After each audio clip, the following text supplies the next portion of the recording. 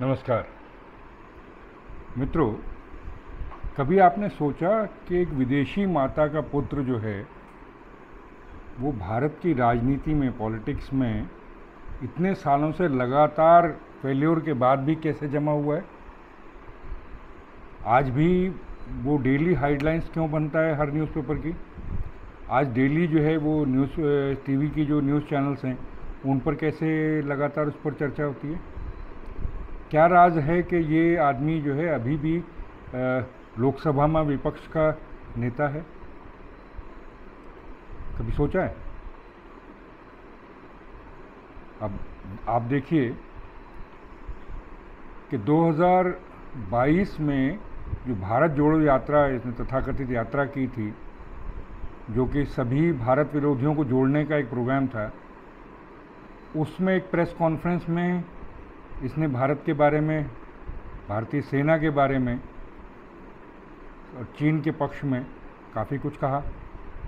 जिन्होंने 2000 square kilometre Hindustan का उठा लिया, जिन्होंने हिंदुस्तान के 20 जवानों को शहीद किया, जो हमारे जवानों को अरुणाचल प्रदेश में पीट रहे हैं, इसमें जो उसने कहा कि भारतीय सेना को चीनी सेना पीट रही है और जो तमाम तरीके की बकवास की, तो लखनऊ में किसी ने उन पर केस दर्ज कर दिया।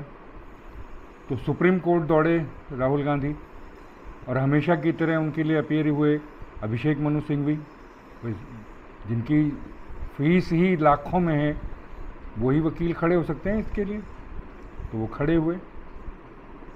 सुप्रीम कोर्ट ने बड़ी तल्ख टिप्पणियां की, खूब डांटा राहुल गांधी का नाम लेकर के, कहा कि वो जो 2000 किलोमीटर क्षेत्रफल जो आप कह रहे हो जो चीन ने कब्जा लिया है, वो आपको कैसे पता कि 2000 किलोमीटर कब्जाया है? क्या आधार है आपका ये कहने का? क्या एविडेंस है आपके पास? उन्होंने पूछा कि जो आप कह रहे हैं ये कोई भारतीय ऐसा कह सकता है क्या जो आपने कहा? कोई भारतीय तो नहीं कह सकता सेना के बारे में इस तरह की बात। तो खूब डांटा, लेकिन किया क्या? किया ये कि जिस काम के लिए जो वो प्रोसीडिंग रुकवाने के लिए सुप्रीम कोर्ट गए थे, आदेश लिखवाते वक्त वो उनके पक्ष में दे दिया। इससे पहले भी हुआ है इस तरह का ही कि सुप्रीम कोर्ट डांटता है उसको, राहुल गांधी को और उनके वकील को, और फिर जो वो मांगते हैं वो दे देता है। इस बार भी वही हुआ। तो कल ये हुआ, तो आज सुबह की जो न्यूज़पेपर की हेडलाइंस है वो आप पढ़िए। टाइम्स ऑफ इंडिया की ये हेडलाइन थी, हिंदुस्तान टाइम की जो है वो ये हेडलाइन थी, इकोनॉमिक टाइम्स की ये हेडलाइन थी। आप ध्यान से पढ़ते जाइए। इंडियन एक्सप्रेस की ये हेडलाइन थी, आज तक की ये हेडलाइन थी, एशियन एज की ये हेडलाइन थी। तो ये सारी न्यूज़पेपर की हेडलाइन जो हैं वो बता रही हैं कि किस तरह से सुप्रीम कोर्ट ने उनको डांटा। लेकिन जो इनका जो गढ़ जो लिब्रांडुओं वाला, जो क्योंकि लिब्रांडुओं की सपोर्ट, लेफ्ट लिबरल और वोक्स की सपोर्ट है, जो इकोसिस्टम है वो जो सपोर्ट करता है, उसमें भी ये खबर प्रकाशित हुई। लेकिन किस तरह से? आप हिंदू की हेडलाइन देखिए कि हिंदू ने क्या कहा। अब तो आपको डिफरेंस समझ में आ जाएगा। और उसके बाद सोशल मीडिया पर, ख़ासतौर से ट्विटर पर, एक कंसर्टेड कैंपेन चलाया गया जिसमें सुप्रीम कोर्ट को चैलेंज किया गया। बॉट्स ने चैलेंज किया, जिसमें आप ध्यान से पढ़िए, जिसमें उन्होंने कोट किया बायस्ड कोर्ट। लैंग्वेज सारी एक जैसी, 3-4 पॉइंट्स एक जैसे ही हैं। उसमें जो है तीसरी जो लाइन है वो है कि he is facing A biased court. लेकिन इस पर कंटेम्प्ट नहीं होगा, आप देखिएगा, इस पर कोई कंटेम्प्ट नहीं होगा, कोई नोटिस इशू नहीं होगा, कोई कंटेम्प्ट की प्रोसीडिंग शुरू नहीं होंगी। क्लियर है। उसके बाद आप देखिए किस तरह से सेंस ऑफ जो इनका वो है, एंटाइटलमेंट है, वो दिखता है खुद प्रियंका वाड्रा यानी पिंकी मैडम के जो हैं इस वक्तव्य में। Due respect to the honorable judges of the Supreme Court, they do not decide who a true Indian is. तो राहुल गांधी के पक्ष में सोशल मीडिया पर जो बहस हो रही है, जो कैंपेन चलाया जा रहा है उनके पक्ष में, उसमें सिर्फ उनके बॉट्स नहीं हैं, न केवल उनकी पार्टी का जो मीडिया हैंडल है वो है, बल्कि लुटियंस गैंग जो है वो पूरा है। और लुटियंस गैंग क्या है? उसमें सिर्फ पत्रकार नहीं है, उसमें वो लोग भी हैं जो ब्रिटिश राज में ब्रिटेन उनके दास थे, उनके चमचे थे।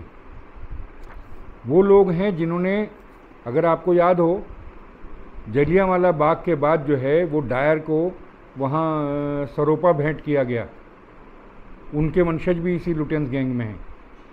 वो लोग भी हैं, उनके वंशज भी हैं जिस आदमी ने भगत सिंह के विरुद्ध जो है अंग्रेज़ों की तरफ से गवाही दी थी, जिसके कारण भगत सिंह को फांसी हुई, उसके वंशज भी हैं। ऐसे तमाम तरीके के लोग हैं। वो लोग भी हैं जो जिनके पूर्वज जो थे वो जनरल सेना में था, तो 1962 की लड़ाई में भाग गया था। और यही सारा लुटियंस गैंग जो है ये अमन की आशा चलाए हुए है। अमन की आशा मतलब भारत में रहते हुए पाकिस्तान के पक्ष में माहौल बनाना। एक एग्जाम्पल मैं आपको देता हूँ, मणिशंकर अय्यर का तो आपने सुना होगा। मणिशंकर अय्यर ने, ये वही आदमी है जिसने 2014 में चाय वाला कह के मोदी के बारे में बात की थी। मैं आपको वायदा करता हूं कि इस 21वीं सदी में नरेंद्र मोदी कभी भी देश के प्रधानमंत्री नहीं बनेंगे। लेकिन यहां आकर चाय का वितरण करना चाहते हैं तो हम उनके लिए कुछ जगह बना रखते हैं। ये वही मणिशंकर अय्यर है जिसने पाकिस्तान के टीवी में पाकिस्तान के पत्रकारों के सामने कहा था कि हमें लाइए और मोदी को हटाइए। अब जो जिस जगह पे आके खड़े हो गए हैं, स्टक हो गए हैं, अब इसमें से निकलने का क्या तरीका होगा? हमें ले आइए, इनको हटाइए।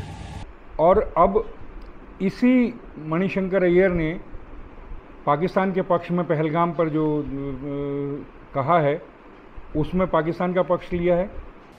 थरूर और उनके लोग गए हों कि पाकिस्तान जिम्मेवार है, यूएन ने भी नहीं कहा कि पाकिस्तान जिम्मेवार है, अमेरिका ने नहीं कहा कि पाकिस्तान जिम्मेवार है।